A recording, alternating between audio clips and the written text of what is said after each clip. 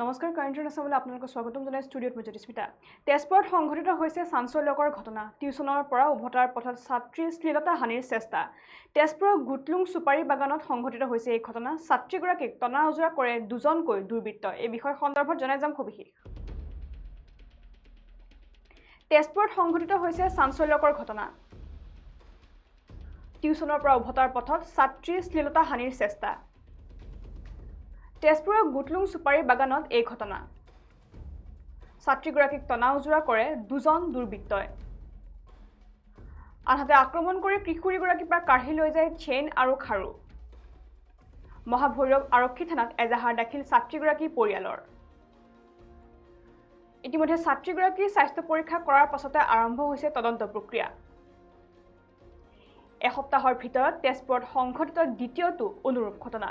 আৰু আমি যেহেতু জনাইছোঁ যে ইতিমধ্যে ৰাজ্যত ইটোৰ পিছত সিটোকৈ এতিয়া চাঞ্চল্যকৰ ঘটনা সংঘটিত হৈ আছে। বিশেষকৈ নাৰীজনিত যিসমূহ অপৰাধ হৈ আছে বৰ্তমান সময়ত, সেই নাৰীজনিত অপৰাধসমূহক লৈ ইতিমধ্যে উত্তাল হৈ পৰিছে সমগ্ৰ দেশৰ লগতে ৰাজ্যও। ইয়াৰ উপৰিও ঢিঙত কিছুদিন পূৰ্বে যি নাৰকীয় ঘটনা সংঘটিত হৈ গৈছিলে, সেই নাৰকীয় ঘটনা মাৰ নাযাওঁতে এতিয়া অসমত ইটোৰ পিছত সিটোকৈ নাৰীজনিত যি অপৰাধ সংঘটিত হৈ আছে, সেই অপৰাধৰ মাত্ৰা বৰ্তমান দিনক দিনে বৃদ্ধি পাইছে। আৰু তেজপুৰত এটা সপ্তাহৰ ভিতৰতে দ্বিতীয়টো অনুৰূপ ঘটনা সংঘটিত হৈছে। আৰু এইবাৰ টিউচনৰ পৰা উভতাৰ পথত এইবাৰ এগৰাকী ছাত্ৰীক, দশম শ্ৰেণীৰ ছাত্ৰীক শ্লীলতা হানিৰ চেষ্টা কৰিছে দুগৰাকীকৈ দুৰ্বৃত্তই। আৰু তেজপুৰৰ গুটলুং চুপাৰী বাগানত সংঘটিত হৈছে এই চাঞ্চল্যকৰ ঘটনা। আৰু জানিব পৰা মতে ছাত্ৰীগৰাকীক টনা আজোৰা কৰিছে দুজনকৈ দুৰ্বৃত্তই। আৰু আমি যিহেতু জনাইছোঁ যে ইতিমধ্যে টিউচনৰ পৰা নিজৰ ঘৰলৈ উভতি আছিল ছাত্ৰীগৰাকী। আৰু সেই উভতাৰ পথতে দুজনকৈ দুৰ্বৃত্তই সেই ছাত্ৰীগৰাকীক আগুচি ধৰিছিলে, বাট আগুচি ধৰিছিলে। আৰু বাট আগুচি ধৰি সেই ছাত্ৰীগৰাকীৰ শ্লীলতা হানিৰ চেষ্টা কৰিছিলে দুগৰাকীকৈ দুৰ্বৃত্তই। আৰু আক্ৰমণ কৰি কিশোৰীগৰাকীৰ পৰা কাঢ়ি লৈ যোৱা হৈছে চেইন আৰু খাৰু, অৰ্থাৎ কিশোৰীগৰাকী পৰিধান কৰি থকা চেইন আৰু খাৰু ইতিমধ্যে সেই দুগৰাকীকৈ দুৰ্বৃত্তই কাঢ়ি লৈ গৈছে বুলি তথ্য লাভ কৰা হৈছে। আৰু এই ঘটনা সংঘটিত হোৱাৰ পিছতে সমগ্ৰ তেজপুৰতে এক উত্তপ্ত পৰিৱেশে বিৰাজ কৰিছে। আৰু ইতিমধ্যে মহাভৈৰৱ আৰক্ষী থানাত এজাহাৰ দাখিল কৰিছে ছাত্ৰীগৰাকীৰ পৰিয়ালৰ লোকসকলে। ইতিমধ্যে ঘটনা সংঘটিত হোৱাৰ পিছতে মহাভৈৰৱ আৰক্ষী থানাত ইতিমধ্যে এজাহাৰ দাখিল কৰিছে। আৰু এজাহাৰ দাখিল কৰাৰ পিছতে ইতিমধ্যে ছাত্ৰীগৰাকীৰ স্বাস্থ্য পৰীক্ষা কৰা হৈছে। আৰু স্বাস্থ্য পৰীক্ষাৰ অন্তৰ পিছতে ঘটনাৰ যি তদন্ত প্ৰক্ৰিয়া আছে, সেই তদন্ত প্ৰক্ৰিয়া বৰ্তমান সময়ত আৰক্ষীয়ে অব্যাহত ৰাখিছে। আৰু আমি যিটো জনাইছোঁ যে এসপ্তাহৰ ভিতৰতে তেজপুৰত সংঘটিত হৈছে এনে দ্বিতীয়টো অনুৰূপ ঘটনা। অৰ্থাৎ কিছুদিন পূৰ্বে, এসপ্তাহৰ পূৰ্বে দুগৰাকীকৈ ভগ্নীক ইতিমধ্যে দুৰ্বৃত্তই শ্লীলতা হানিৰ চেষ্টা কৰিছিলে। সান্ধ্য ভ্ৰমণলৈ দুগৰাকীকৈ ভগ্নী ওলাই গৈছিলে। আৰু সেই সান্ধ্য ভ্ৰমণৰ পথছোৱাতে ইতিমধ্যে এই ঘটনা সংঘটিত হৈছে। আৰু এসপ্তাহৰ ভিতৰতে তেজপুৰত সংঘটিত হৈছে তেনে এক দ্বিতীয়টো অনুৰূপ ঘটনা। আৰু এই ঘটনাৰ সন্দৰ্ভত পৰিয়ালৰ লোক তথা স্থানীয় লোকসকলে কি মন্তব্য প্ৰদান কৰিছে সেয়া আমি আপোনালোকলৈ আগবঢ়াইছোঁ।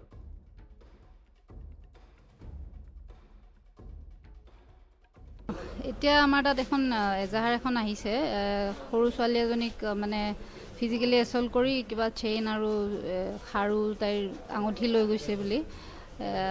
সেই এৰিয়াটো এনেও অলপ মানে তাত অলপ দাগী মানুহ বেছি আছে, ড্ৰাগছ আগতেও আমি আৰক্ষীয়ে উদ্ধাৰ কৰা হৈছে বহুতখিনি। আৰু কিছুমানটো এতিয়াও আপোনাৰ জেলতে আছে, কিন্তু যিখিনি হয়তো জেলৰ পৰা ওলাইছে বা তেনেকুৱা হৈছে, আমি এতিয়া আমাৰ IC গৈছে তাত বিচাৰিব কোন ল'ৰা হ'ব পাৰে তেনেকুৱা। আমি এতিয়া বিচাৰি থকা হৈছে। আৰু যিকেইটা বেড এলিমেণ্ট আছে আমি আজি ৰাতিৰ ভিতৰত কৰায়ত্ব কৰিম। এইটো গম পোৱা নাই কেইজন আছে, তেওঁ দুজন আছিল বুলি কৈছে।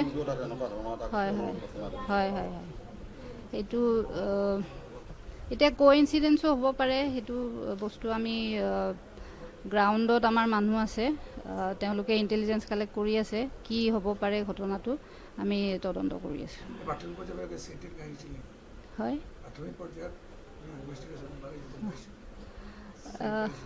হয়, চেইন আৰু আঙুঠি ইণ্টেনশ্যনটো তেনেকুৱাই লাগিছে, স্নেটচিঙৰ ইণ্টেনশ্যনতে তেওঁলোকে হেৰি কৰিছে। গৈ পেলাই হাইৰোডৰ পৰা নামিলে, এইটো আপোনাৰ চামৰাগুদাম বুলি জেগা কয়। চামৰাগুদামৰ আগত জেগাটো এইটো ডিমলা গলি বুলি ক'লেই হ'ল। ডিমলা গলি চামৰাগুদামৰ আগত গুটলঙত ডিমলা গলি বুলি কয় এইটো। এইটো গলিটো সোমাইছে। সোমাওঁতে এইফালে মুছলিম মানুহ আছে, এইফালে মুছলিম আছে, আগফালে এটা কবৰস্থান আছে। সেই যাওঁতে অন্ধকাৰ, জেগাটো অন্ধকাৰ হৈ গৈছে। সেই যাওঁতে দুটা পলিয়ে এটা মুখত ধৰিছে, এটা হাতত ধৰিছে চুপ বুলি কৈ আছে। সিটো চিউৰি আছে, কান্দি আছে, বহি গ'ল, নাৰ্ভাছ হৈ গ'ল। তে যেতিয়া মানে ওচৰৰ মানুহ ওলাই আছিলে তেতিয়া সি পোৱালিবিলাক দুটা কপৰখানাৰ ফালে গুচি গ'ল। তে সি চিনিব পৰা নাই, সি নাৰ্ভাছ হৈ গ'ল। তাৰপিছত মানুহ লগৰ মানুহে মাতি আনি তাক আমাৰ ঘৰৰ মানুহ মাতিছে। মই দোকানদাৰী কৰোঁ, দুখীয়া মানুহ, ফুটপাথত দোকানদাৰী কৰোঁ। এতিয়া যদি আমাৰ এনেকুৱা আমাৰ এই ছোৱালীবিলাক, আমাৰ গাঁৱৰ হিন্দু ছোৱালীবিলাকৰ যদি এনেকুৱা অৱস্থা হয়, আমি কেনেকৈ সুৰক্ষা কৰি ৰাখিম কওকচোন? আমাৰ 3টা ছোৱালী হয়, এইবাৰ 10ত উঠিছে, টিউশ্যনৰ পৰা গৈ আছিলে।